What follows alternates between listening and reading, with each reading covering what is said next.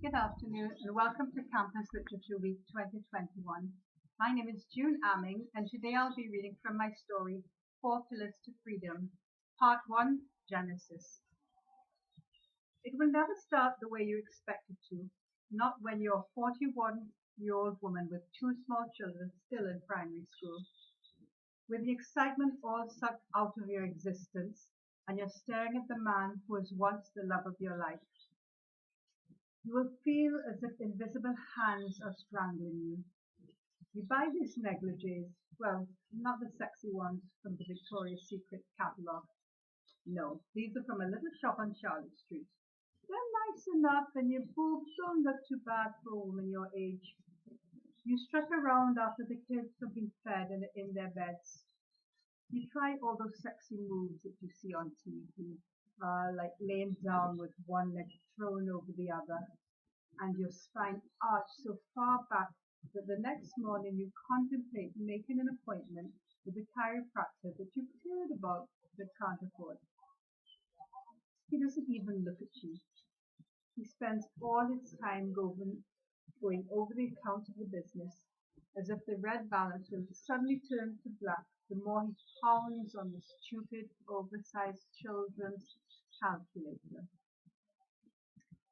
You even take up the suggestion of your best friend Dorothy and visit the Obi woman down in Maruga, who puts together a blend of spices and unidentifiable ingredients and asks you to rub your body on the next full moon.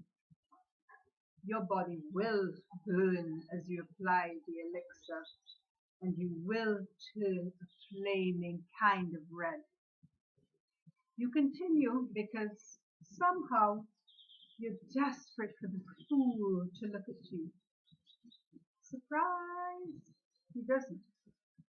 Dorothy suggests that you didn't apply it properly and tries you to make another turn down south.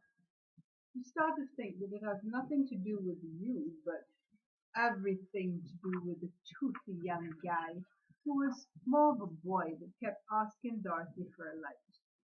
You did see them smoking out in the old woman's yard amongst chicken feathers that were scattered all around the ground. It didn't seem to bother them, but it made you want to vomit. Your blistered body propped on the bed doesn't make him blink his fat, buggy eyes, and you begin to wonder if you want this man to touch your body anyway. You think you're better off without him, and you probably are, but there's always a fate of the two small children to think of. After trying every trick in the book to seduce your husband, even succumbing to torrents of laughter from him as you sit on the edge of your bed in your old high school uniform, hoping to conjure up memories of a time when you first met, you give up. You are not on the same page. You never will be. Concentrate on something else. You can concentrate on helping the fool make more money, so at least you can enjoy a little Tobago vacation with family. Something has to give, and then it slithers into your life. You're sitting at the front of the parlour you both own, arranging the tall glass jars of homemade tambon balls and coconut fudge.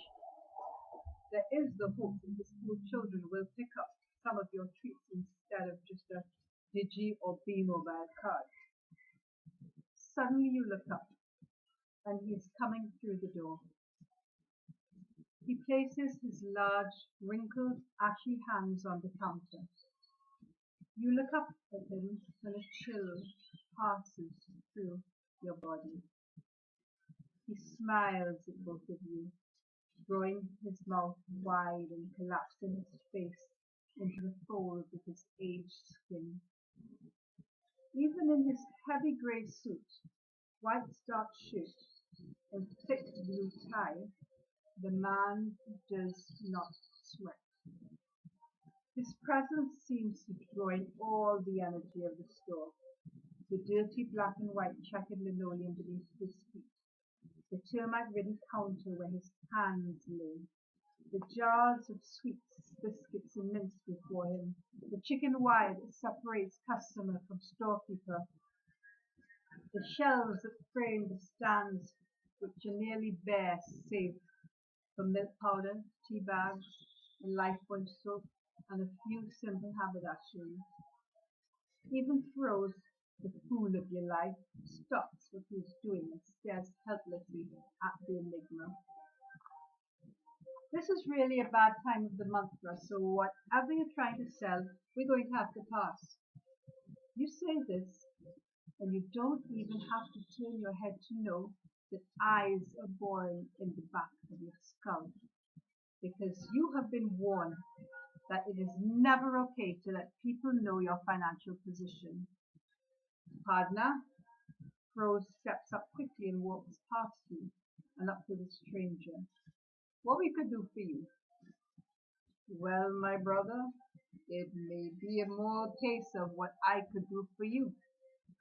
You watch the man's eyes roll around the parlor like the loose change in the cash pan. I don't understand. You walk in here and my wife said that we want nothing. What you really want?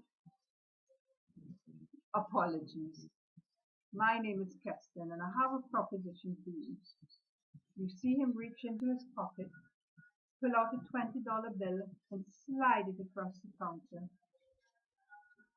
Give me a red Solo, keep the change and let's go outside. There's a flick of a head and the two disappear into a powwow on the pavement at the front of the parlor. Amidst all the cars that are passing, the music on the hills that echoes between them. You watch the two men talk. You see Rose, the fool, smile, and then handshakes are exchanged. You wonder how a stranger could just flex their way into your life and engage your man in a way the Obeah woman's elixir couldn't.